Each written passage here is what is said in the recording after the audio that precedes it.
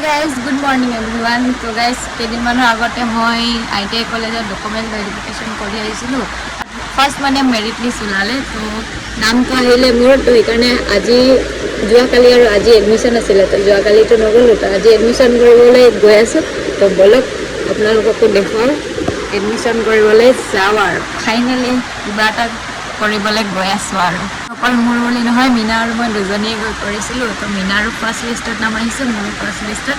তো আমাৰ মানে ভাগ্য ভাল যে আমি ফাৰ্ষ্ট লিষ্টতে পালোঁ আৰু তো সেইকাৰণে আজি এডমিশ্যন কৰিবলৈ যাওঁ, কিন্তু বহুত ধাৰাসাৰ বৰষুণ দি আছে। চ' ওলাই কৰি ৰখি আছোঁ আৰু তো বলক ভাতটো থুচি লওঁগৈ, তাৰপাছতহে বৰষুণটো অলপ কমিছে যাম আৰু। ইমান ধুনীয়াকৈ ৰেডি হ'লোঁ, গা পা ধুই কৰি ফুলি আছোঁৱেই, কিন্তু কি হ'ব, ইমান বেয়াকৈ বৰষুণ দিছে যে সেইকাৰণে অলপমান টাইম ৰখি লওঁ। বৰষুণটো যেতিয়া কমিব তেতিয়া ওলাই যাম। তো তাৰ আগতে এতিয়া ভাতটো খাই আহিবগৈ গাইছ। ফাইনেলি গাইছ ওলাই কৰি ৰেডি, এতিয়া গৈ আছোঁ মানে মীনাটো আহি লওক বাৰু, তাৰপৰা গৈ আছোঁ।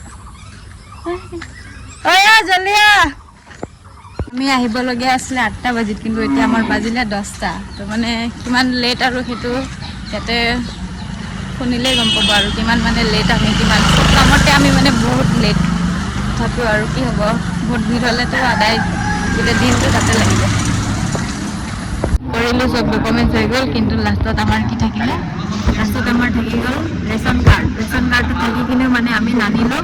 এতিয়া পস্তাই আছে, সেইকাৰণে বহি আছোঁ। মীনাৰ বায়েকে এতিয়া আনি দিব আমাক ৰেচন কাৰ্ড, আৰু আমি এতিয়া বহি আছোঁ আৰু ক্লাছ নকৰাকৈ বহি আছোঁ।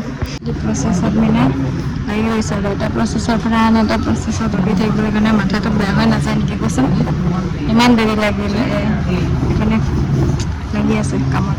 চুথনিৰ পৰা এটা প্ৰচেছত লাগি আছে, ইপিনে লাইন ধৰিব লাগে, ইপিনে লাইন ধৰক, এতিয়া পেগৰ চবেই ফাইনেলি এডমিশ্যন হৈ গ'ল। একদম ৰাতিপুৱা 10:30 বাজিৰ পৰা ৰখি এতিয়া বাজি গ'ল 3টা 3:30, তথাপিও হৈ গ'ল বাৰু।